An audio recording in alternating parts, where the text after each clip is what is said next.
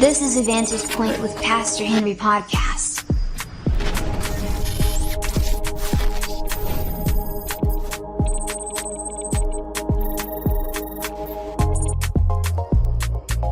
This is Vantage Point with Pastor Henry.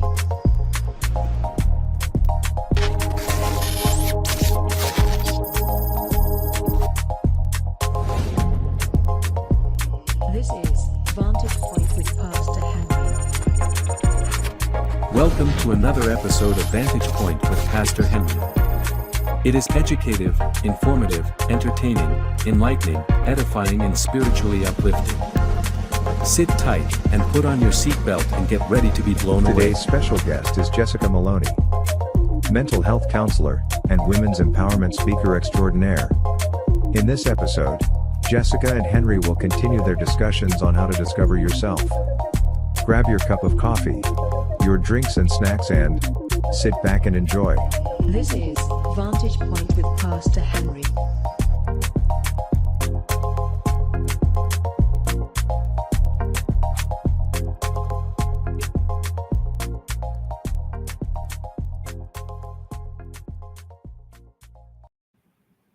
Hey, good afternoon, good morning, good evening, wherever you're watching us from. My name is Henry and this is Vantage Point with Moa. I have my guest and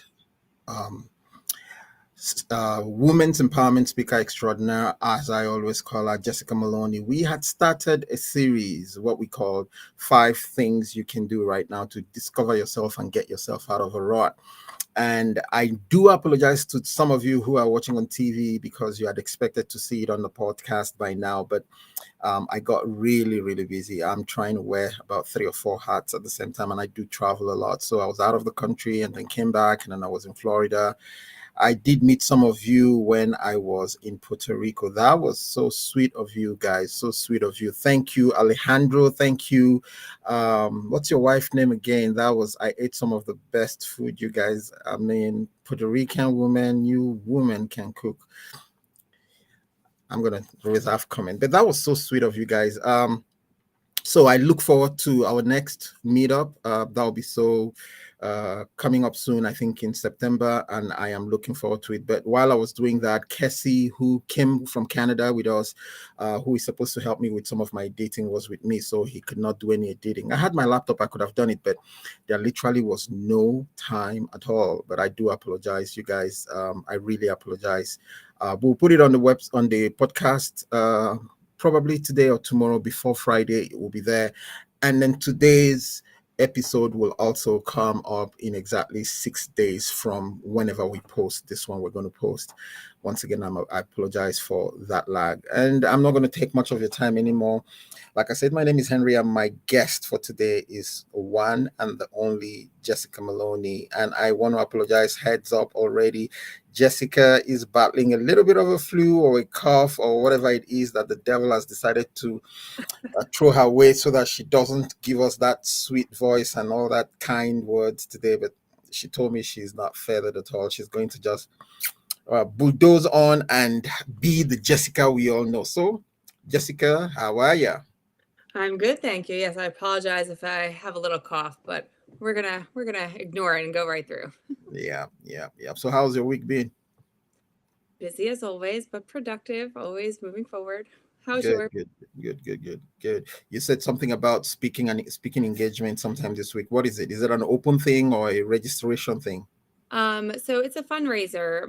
One of my previous bosses started his own service for children's mental health. It's called Lodestar Children's Services, and they're having a fundraiser on Thursday this week to raise money for children's mental health and to help, continue to fund the program where they go into the homes and they help children and families who are struggling right now and need additional support. So I'm going to help him at the fundraiser, and hopefully we can raise some money. Good. So is it going to be online? Can we catch it, or well- do we have to go to New York to see it? Yeah, it's out here on Long Island. So if you're around, you can feel free to join us. It's Lodestar Children's Services, and I'm sure you can find their tickets on the website. Thursday, which is in a few days. No, I'm in Georgia until Friday, and then I have to be on the other West Coast, Friday, Saturday, Sunday. But if you're in Long Island, New York area, Go to her website. If she should have a flyer detailing where she's going to be. As always, Jessica is a very empowering speaker. So if you want to listen to her live, not on video, she's actually a lot better in person. Trust me. Take it from me. Somebody asked me, have you ever met her? I'm joking. Well, So we put it live, right? yeah. So go out, go listen to Jessica talk and tell her, hey, I came from Henry's podcast, or I came from the TV show. I saw you and I wanted to come catch it. So we're going to tee off from where we stopped last time. But before that, let's recap. Jessica, Yes. let's recap. Okay. Should I just do the first one, or you want to do the first all three? The first one. Okay. So my first step that we went over last time was to learn to take accountability for yourself. And I reminded you that it doesn't have to be the whole thing that you take accountability for, but just your part in it, because we want to do away with that victim mentality. Yeah, the first thing I talked about, which was very close to what Jessica was talking about last time, if you want to change where you are, change your mentality. And I did not give us a lot of scriptures because I didn't want to talk scripturally. I wanted to talk about just empowering you mentally and all of that. But I always love to put a foundation of the scriptures. You remember in the story of the prodigal son, the Bible says he was eating the food that was given to the pigs. The day he got up and left that place was the day he said to himself, I will arise and go home, because even the servants in my father's house fare better than I fare.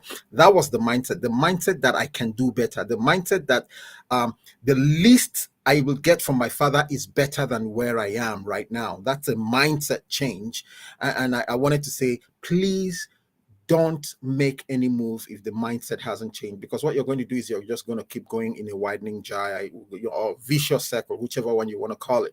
And the mindset change is what gives you the propellant, the booster, the whatever you want to call it, to jet off to space, to jet off to heights of your destiny. You need a mindset change. Jessica? So my second one was to change the way you think by reprogramming your self-talk and practicing self-love. The things that we say to ourselves in the dark or in the back of our heads are usually the things that will manifest into our life and into our future and will create our reality. So learning to kind of like become aware and change the way that you're talking to yourself, and to show yourself a little love and compassion the same way you would to somebody else. Because oftentimes we're very eager or quick to give away the love and compassion we have to others, but we're not giving it to ourselves. My sister is not available today. She had done the onboards person for us last time, but I already have a question coming in. What's the difference between self-love and self-pampering? And is there any danger in it? But we'll look at that later. Somebody just asked that.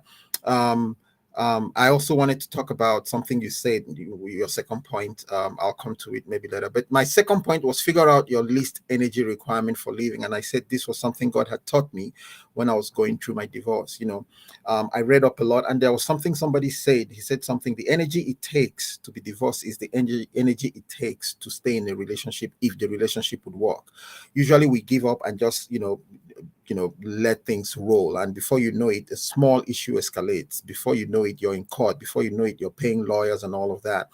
Why don't you use the least energy you require to survive? Use it for positive. Tell yourself, what is the least energy that I require to do anything, to be anything?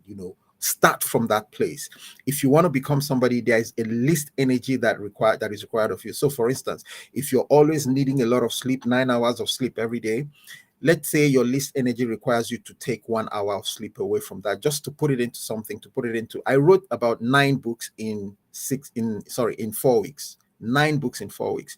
That's because I took 3 hours away from my daily sleep. I've slept only 2 hours today, and I'm going to maybe sleep another 3 or 4 hours. I know it's not good, but when you have a project, when you have a deadline, when you have things you have to do, especially if you want to bring yourself to a certain place, you need to figure out the least amount of energy that is required of you to come to that place. And if you put that effort, you will get to where you want to get to. But if you fall back below your least energy required, the tendency is you're just going to be a mediocre. You're just going to keep operating in the very comfortable place. And that's not where you want to be for a very, very long time. Actually, you can't be static for a long time. You lose. If you stay static, you lose. You discover that you're selling things to make money. You discover that the house you're not upgrading yourself, and you're giving up on a lot of things. So never think of being static. Always think of adding a little strength to your energy so you can go to where you are supposed to go to? So my number 3 is to challenge yourself.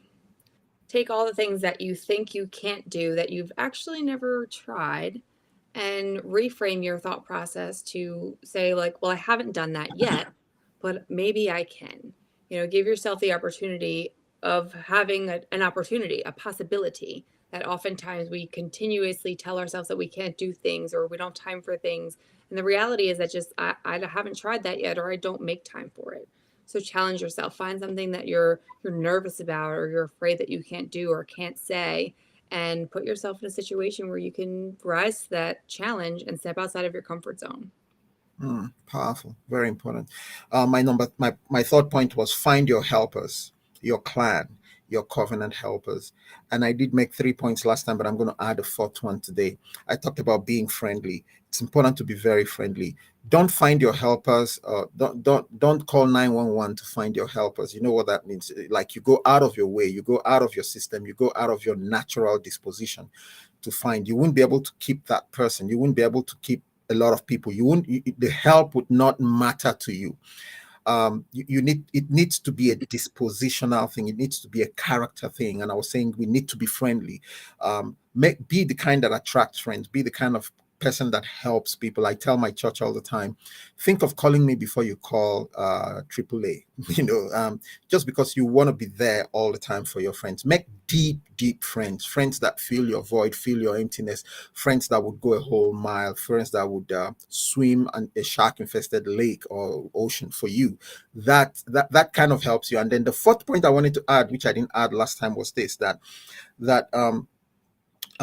in survival mode, it's easy to do a lot of things. There are so many people look back and wonder how they survived, how they did certain things. How did I walk through, the forest? How did I barefoot and all of that? Because in survival mode, you go beyond yourself and you can't keep living on survival mode. So the tendency is when we learn to survive, we think that nobody else should come into our life and help us. And that's why we burn out a lot. But when you survive and get to the point where you reorientate yourself, you change your mindset, you tell yourself, I'm going to make room for what somebody else can help me do. You're bringing yourself to a natural place. You're bringing yourself to a place where your strength is not expanded. You can't keep living on adrenaline. It crashes you. It's the same thing as drinking all those energy things. The day you sleep, you die, literally. So make room. Something God taught me last year. This saying, what doesn't kill you makes you stronger. And he said to me, no, I don't intend that for you. I intend that what doesn't kill you should make you better. It's good to be stronger, but it should make you better. Stronger is to survive. Better is to live. You need to be stronger to survive, but your life should not be on survival mode that requires you being strong all your life. Your life should transition over to, this is coasting. And you're better. You take the things you've learned from surviving and live a good life, live a better life, be a better person, so to say. So that was the fourth point I wanted to add, and I hope it blesses somebody. We'll go over to our fourth and fifth points now. And before we do that, I'm going to take the opportunity and take a break right here so that I can fix in my computers for the system. So we will be right back with Jessica Moloney. Hang in there.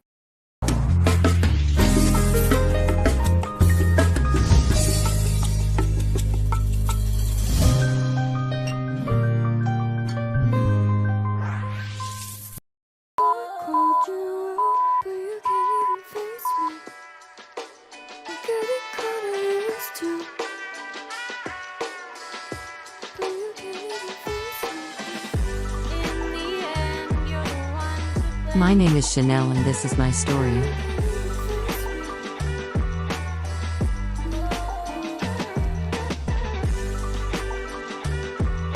This is the story of how long I have prayed and waited for my turn to find love.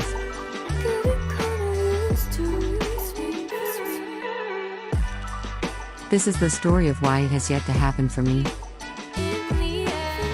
This is the story of why I am still single. And most likely, it is the story of why you are still single. Introducing Why You're Still Single. 40 Reasons Why You're Still Single. New book by Henry Waneri.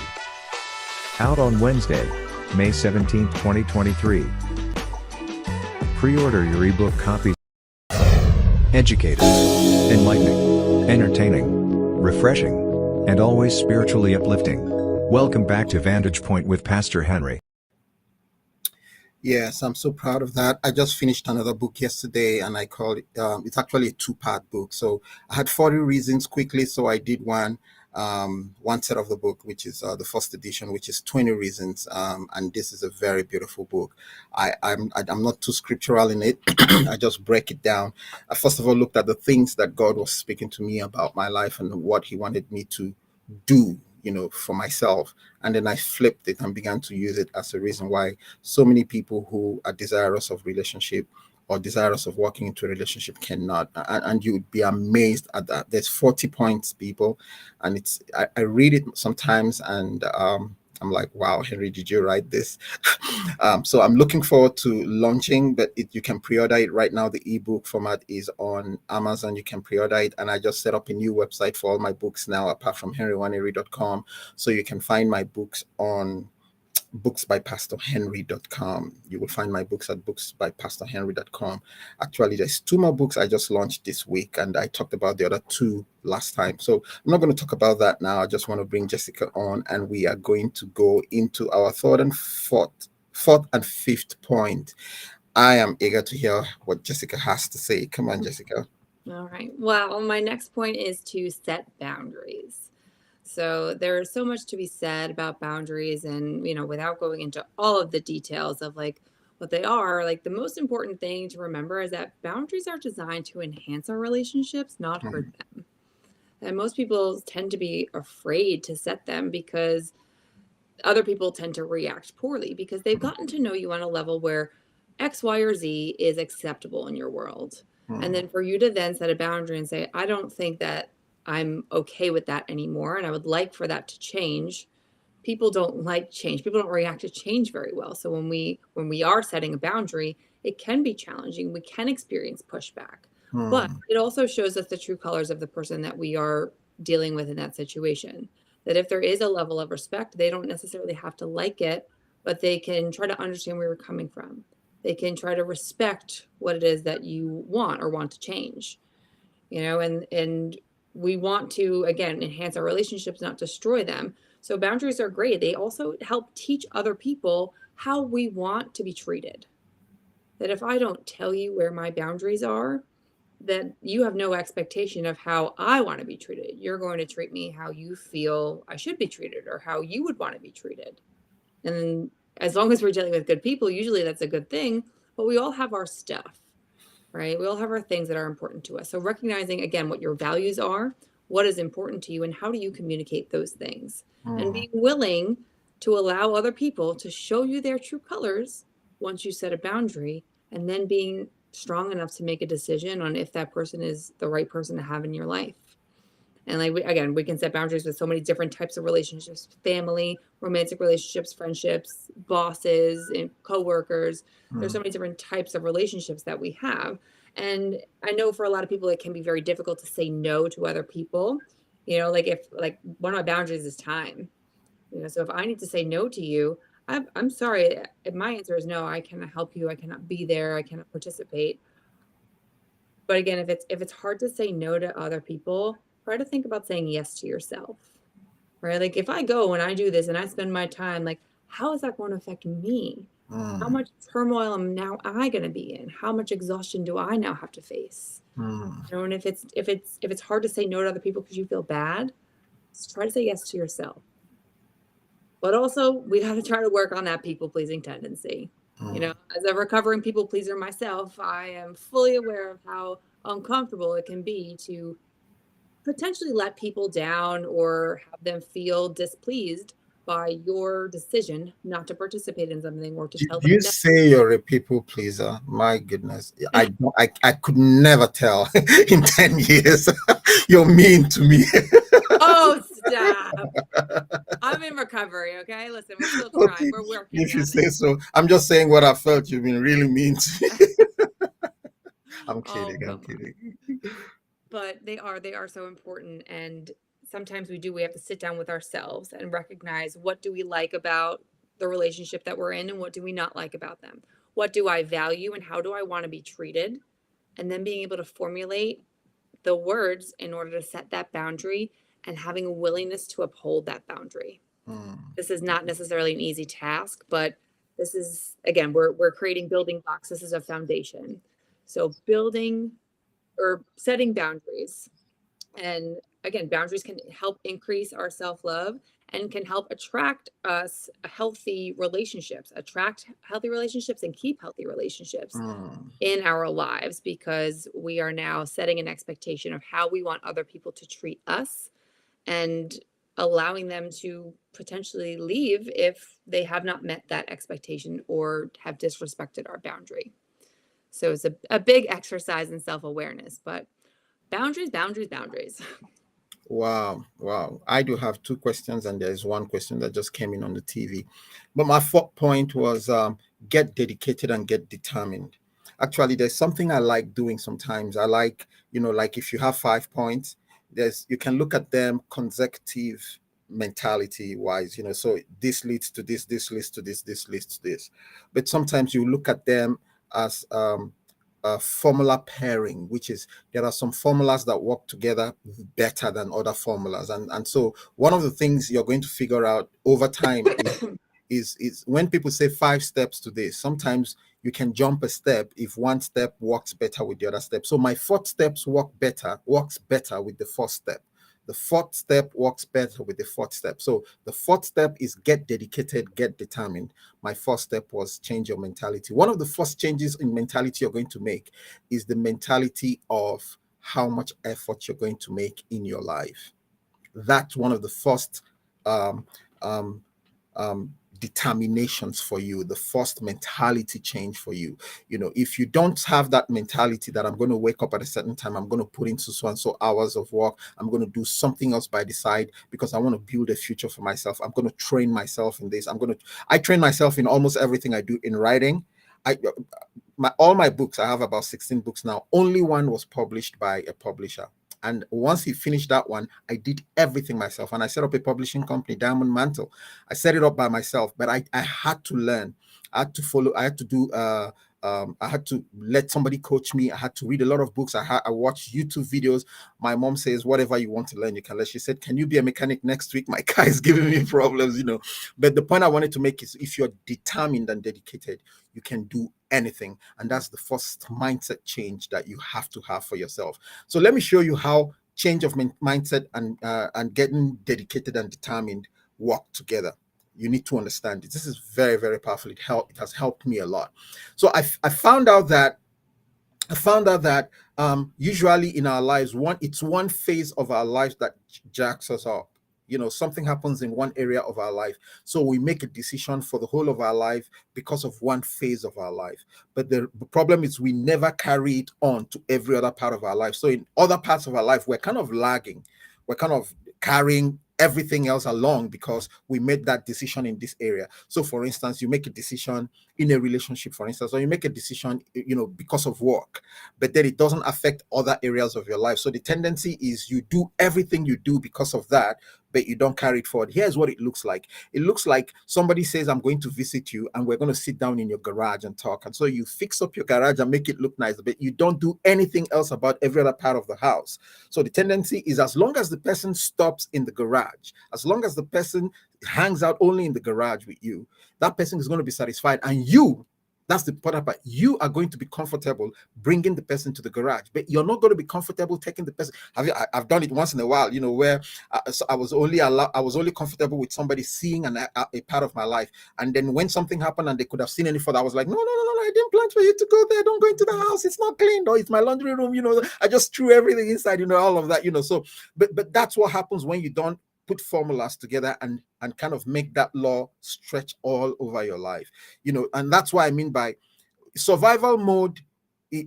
Animals learn to survive because of something, but they don't learn to live because of one thing. They learn to live generally. So for instance, because snakes need to crawl, their skin hardens and they shed. But there are so many other things in life, especially those that live in water. They for them to share, they have to go through so many other processes. That's how our lives are. God wants us for us to whatever happens to us in this area should make us better in every. It should have an impact in our life in every area of our life, and that starts from when you have a dedicated mindset, a determined mindset.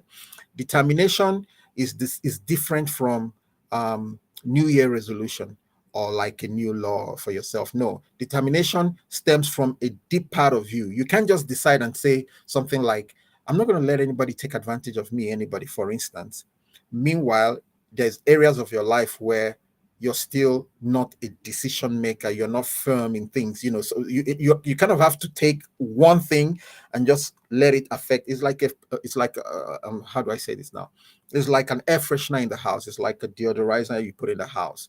You might want it to affect one part of the house, but you can't stop it from sweeping through the house. And that's how some of these changes would work better for us, and would come out and be a lot better. That's where some of my challenges are. That's where some of my fun in being a better person is, when I begin to make it,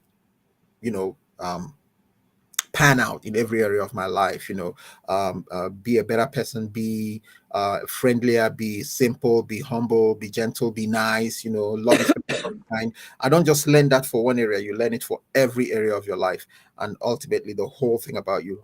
I have so much to say about this. Like Joseph, I'll give you this illustration and I'll stop. Joseph was treated badly by his brothers, and survival mode would have made him a different person, but living his life he became different. He gave them back their thing, their money. He put it in their bags. He made them, go out and do good things and bring back his brother. And then when he was in jail, he helped people when he was in jail.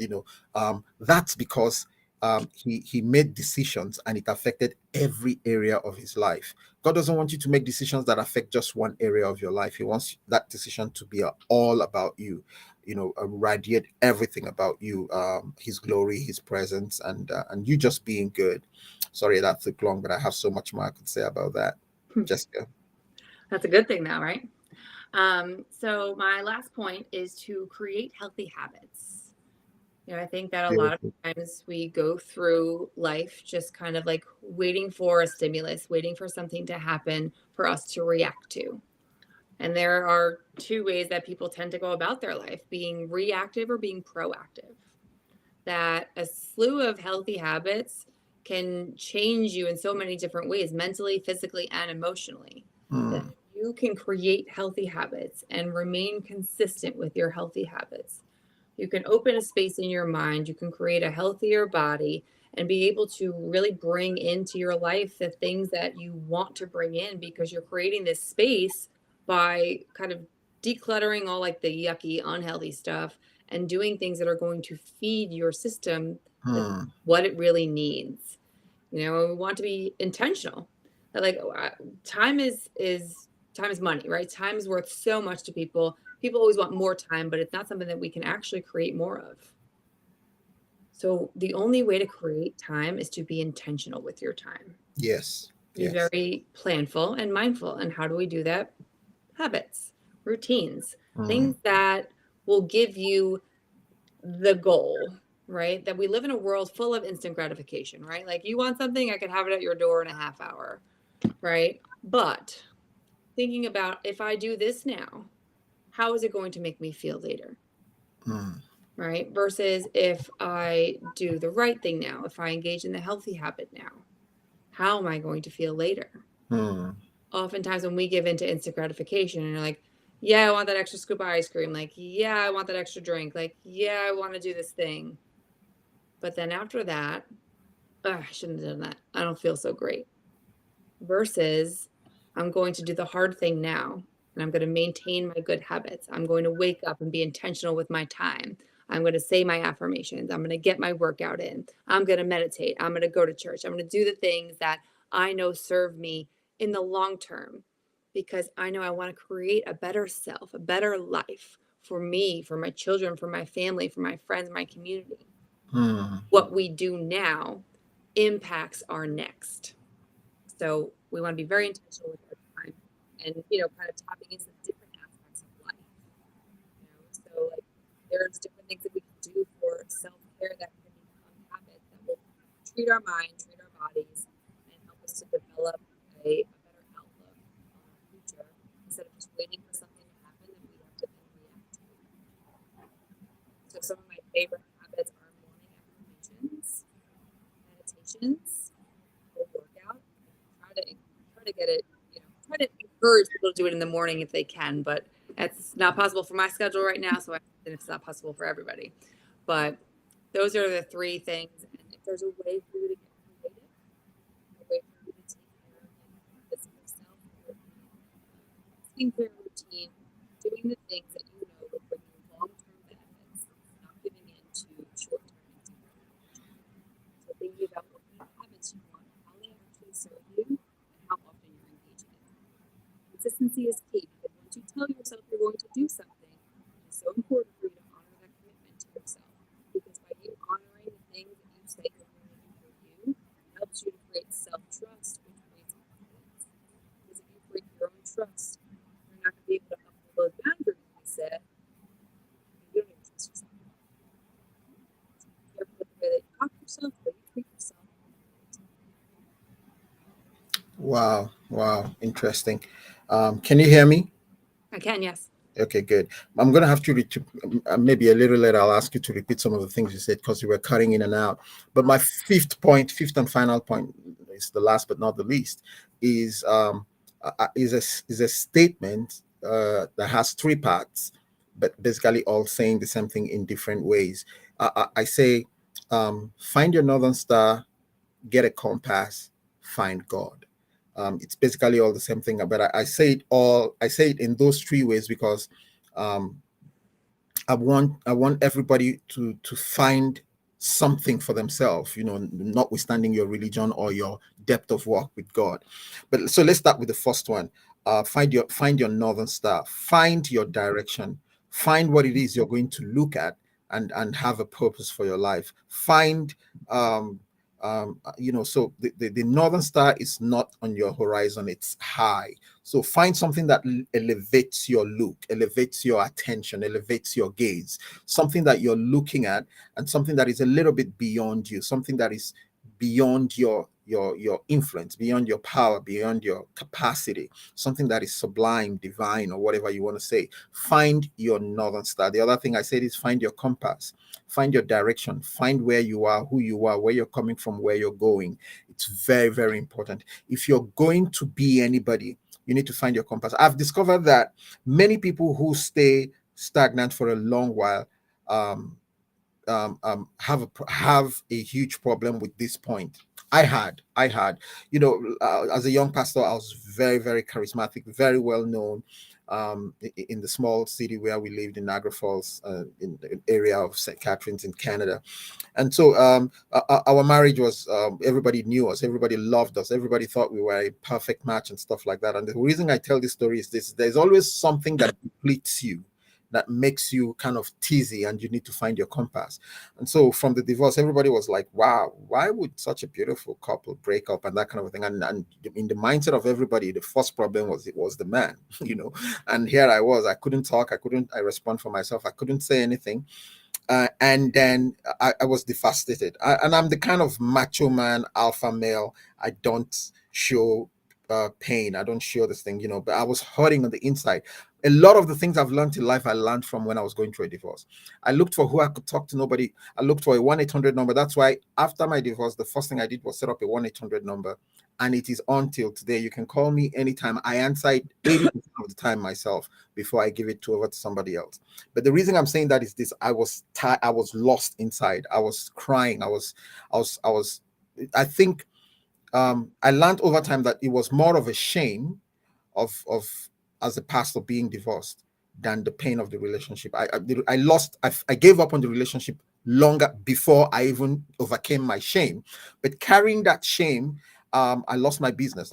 I had about 10 people that were employed before then, and then everybody, had to go. I could not keep up with my work. I was sleeping, almost depressed, almost. And here's why I'm saying this. I had to learn to figure out for myself that I deserved to be happy, that I deserved to keep my success. that I deserve to not to lose everything I've lost. I mean, like, just lawyers for the divorce cost me about $67,000. And so I said, that's it. I'm just going to do this, and that's the end of life for me. Not kill myself, but that I don't think I should pursue anything anymore. I don't think I should be anything anymore. I don't, and that's what happens to a lot of us. Yeah, and when there's this saying that the best days are yet to come, it can only come if you pick yourself up, like these things are saying. The last point I'm making is, if you pick yourself up from and say, hey, I'm going to find a northern star. I'm going to look up, not look down. I'm going to expect supernatural help out of this place. The Bible says in Ecclesiastes 3 that if one person falls into a pit, nobody can bring him out. So divorce is falling into a pit and nobody can bring you out. But the northern star is the only way you can come out. That's what pulls you out of that pit. When you decide, I'm going to look up, I'm going to lift my head up. David actually said that. I'm going to find a compass that tells me this is who I was. If I could do it before, I can do it again. And then the last one is to find God. And then I said, God doesn't hate me. God is not going to be mad at me. The world can ostracize me because I'm divorced, but I am not going to ostracize myself. I'm not going to criticize myself. I'm not going to kill myself. I'm going to tell myself I deserve better. So those are the three things that would help you come out of the depth of decay. If you don't find your northern star, if you don't find your compass, and if you don't find God, and I found God in a deeper way, more than before. Everybody used to say, Henry, you're an amazing man. No, you need to see the new Henry, because there's so much that God can show you. The depth of the beauty of God, we can never ever exhaust it. But the Bible says concerning Jesus, he learned obedience by the things he suffered. And so sometimes God lets us go through things, not because he hates us or he wants us to suffer, but because sometimes that experience is the best teacher. If we let things work out, if we find him in that pit. This is the important point. You're finding your northern star, finding your compass, and finding God doesn't have to wait for when you come out of the pit. It can be right when you're in the pit. That's the best time to do it. That's the best time to do it. It makes you turn around and look at the people that are in the pit with you and think differently about them. It makes you look up and recognize the people who walk past you, never ask you, do you need help? Never give you a hand to come out. It changes your mindset, your perception of humanity and the world as a whole. So start right there in the pit and find your northern star, find your compass, and find God. And your life will be very, very different, very different. So here's what we're going to do. I have about 6 questions. This is a list number of questions because I was having problem connecting the TV, so it's been going back and forth. But I have about 6 questions here that I'm going to be asking Jessica, and we're going to go for a break and come back. It's going to be a 2-minute break. We're going to go and come back. And I would say, if you have any questions based on the points I raised, you can ask me those questions as well. So I'll ask you questions and you ask me questions, and we'll do that maybe 10 minutes and then we'll be gone, because I know Jessica's time. That's something she said, her time, right? So we take note of that. Jessica is she's busy and she's got a lot on her plate, so we won't keep her beyond 5:25, 5:30. Hopefully we're going to go for a break, and then we're going to come back and ask and answer questions. We'll be right back.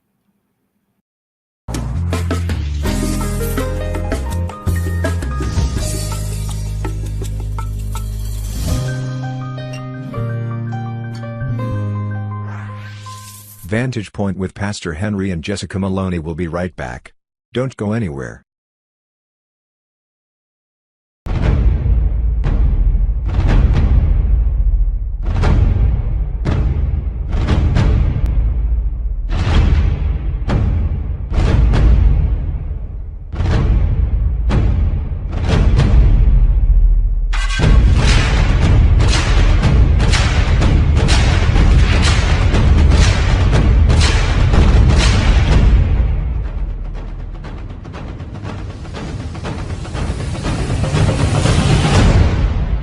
Introducing the Secret Place Journal by Pastor Henry. This is the journal for serious Christians. I already got my copy, you should get yours too. Go to booksbypastorhenry.com or amazon.com. And there is a Secret Place journal for kids too. I want one. I am so proud of these journals. I sell most of them when I travel to preach, and being a pastor for over 35 years has taught me what people should do when they want to study and learn. It's my experience that has made me write this. So this is my journal, and just in the last week, we broke it down, and a huge thing has happened for me. All my books are going to be now in French and Spanish, and we've already got all the translations. We're just working on getting them loaded up. That's why I said my plate is full. But the Secret Place Journal also is going to be in Spanish and in French, and this journal is amazing. It's amazing. This.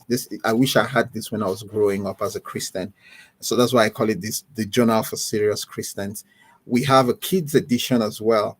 I teach that parents should let their kids start journaling. In the beginning, it depends on the age. I started journaling my daughter when she was 8 years old, and I would make her write. I would keep the journal, but when I'm journaling, I'll start with her, give her 5 minutes because of her attention span, but make her write into it.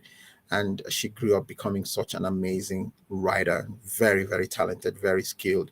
There's place to draw for the artists. There's places you can draw. There's places you can write prayer points. There's provision for you to write prophecies that were given to you. There's places for you to write things that you're grateful for, and that's something about me. I change my mindset a lot by being grateful.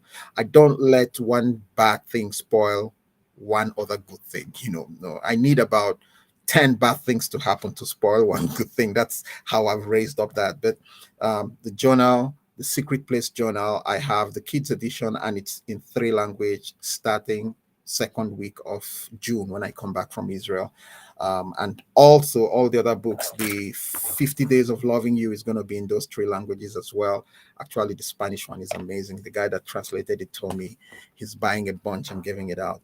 Well, that's a lot of talk for my book, and I am going to bring Jessica back on and thank her for her patience while I paid my bills. I'm sorry, Jessica.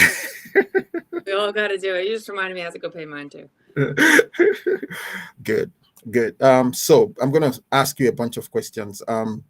Something you were saying about boundaries. When you were saying it, it just really popped out to me when you said something about boundaries. I found out that a lot of people get dragged back into what they want, what they should come out of because they don't place those boundaries. Can you talk about that a little bit? Getting dragged back into Yeah, something. so people think that boundaries is for safety. Boundaries actually gives you room to be able to go where you should go, apart from giving you emotional or safety in any way, but it gives you room to be able to go where you should go. And that's what I was hearing you talk about. I don't know if you were saying it consciously or you just, flashed that wisdom, that genius wisdom, but that's what I heard. And I thought you were saying it consciously. So I wanted you to just kind of flesh it out a little bit, how boundaries helps you not go back into things, even like toxic relationships. Boundaries is not just for your safety, it is your ability to move. It gives you room, buffer room to move away from the toxicity of your past. Were you saying that willingly or Yeah. I think okay? I know what you mean. Okay. So like if I'm going to create a boundary, I mean, obviously it's for the other person that I'm setting it with, but it's also for me because I'm the one that has to uphold that boundary. So if Hmm. I set a boundary with you and you don't uphold my boundary and I decide that like, listen, like if you can't respect my boundaries, then like you're maybe just not somebody I want to have in my life. And Hmm. I move on and I meet somebody else and they are triggering that boundary. Maybe I haven't set that boundary yet because I didn't have to. But Hmm. now that this person doesn't know that I have this boundary, it is Hmm. up to me to now reset the boundary with a new person so that I don't end up in the same situation trying to get out of it, having to set a boundary. But I'm going to set it right up front. Hey, you showed me something that I don't really like that. Right? Like, let's just say, like, they make cruel jokes at your expense. And you're like, ha ha ha, like, that's funny. We all try to be cool and, like, go with it. And we don't want people to think that we're, like, not fun. But the first time somebody makes a joke and it's at my expense or they're like, "Oh, like, did you do your hair like that?" Like, if it makes me uncomfortable, I'll be like, "Actually, I don't really like jokes like that. I just don't find them funny." And I'm gonna set that boundary before I try to like just laugh it off because that's cool, or just laugh it off because I don't want to seem like I'm difficult. I need to set that boundary because right then and there, I'm not going to tolerate those kinds of jokes, and those are not something that I want to be a part of. So if you're going to Mhm. continue that, you're showing me right away that you don't respect my boundary, and I don't have to get into a relationship with somebody like that and then have to drag myself out of it again, and like having that person potentially destroy like the self-esteem that was built by setting the boundary in the first place. So you have to be the first one to honor your boundaries too and know when somebody is trying to test it. I would have asked you a quick. Let me ask you a quick question based on that. Your boundaries. Is there any? Are the two sides of the fence the same? If you understand do you understand what I'm saying? Are the two sides of the fence the same? So like when you hang up draperies, there's the inner side that and you put this way, and then so your boundaries, are they same on both sides? So are they same to people in your past for which you set up the boundaries, and people in your present who probably don't know about the boundaries, or who um especially if they are not like the people in your past who will not step on the boundaries? But I hope that makes sense, because that's a question, something close to that somebody just asked. So I'll try to explain both. So yes and no. That like if I ask somebody not to make cruel jokes at my expense, I'm going to also not make cruel jokes at your expense. Right? So like that's going to be even. Whatever it is that I expect from you, like I would also honor that as well because it's not something it's not a value of mine. So therefore I put a boundary in place to make sure that we're on the same page and we Mm, understand that we're not going to be doing that with each other. mm, But there's also going to be a situation where I set a boundary and like you don't like it, right? If I say like, I don't think that that joke's funny, like it doesn't really make me feel good. You might interpret that as like, what do you mean? It's just a joke. Like, relax. Like, I didn't mean anything by it. But the way it felt for me was that I didn't appreciate it. So you can believe what you believe, and I can believe what I believe, but there has to be respect somewhere happening in between. Like, I don't think it was that offensive, but like, if you don't like it, I won't say it anymore. mm. So we don't have to have the same beliefs, but we have to have respect. I hope that answers the question. Good, that's fine, makes sense. I completely understand that. There's chat time for just one question from you, so I can keep to time. So do you want to ask me? I really liked what you were talking about, like your North Star, because my mentor Les Brown has a quote, and he says that if life knocks you down, make sure you land on your back because if you can look up, you can get up. And I Hmm. think that there are so many like ways to interpret that, and I'd like to hear a little bit more about like what it is, like what are some other ways like your North Star can guide you? What are some things that people can potentially look for to help guide them out of these pits? Hmm. Well, so if I break down what the North Star can be for so many people, then you can begin to realize how there are various things in your life that can get you up. I had a friend who picked up himself by listening to a lot of motivational talk, and so and that exposed me because we were always together. So I started hearing a lot of motivational talk, and I'm like, wow. And you can set a North Star. You can, not that you can set, because North Stars are set by themselves. But what happens is that it becomes revealed to you all of a sudden. You begin to see it, and the other thing. So there are characteristics of North Stars. The first thing is that it's revealed to you from the place of better, from the better place. So like she was talking about, when you fall back, you fall with your back, you're looking up, and then you can see the star. So it's revealed to you, and it's the better place. The second thing is that it calls out to you, it draws you, so you set out on a journey, like the Magi, the wise men who set out looking at the northern star. So you set out on the journey. Your journey must be, apart from with the GPS, must be looking towards the North Star. That's the thing. And it could be literal physical journey in a car, or it could be a mindset, or school, or life, just setting your mind that you're traveling and you're going. That's the second thing about a North Star. The third thing about a North Star is that it develops. It develops. So if you travel, like the guys that were traveling, the mega, if at any point in time they found out that, oh, this thing you're looking for, this is not true, it's not real, they would have gone back. And actually Hebrews talks about that. If they were looking for a city whose maker and builder was God, if they had been mindful of the city they were coming from, they would not have continued. And so the North Star develops itself. You all of a sudden, it's like Alice in the Wonderland.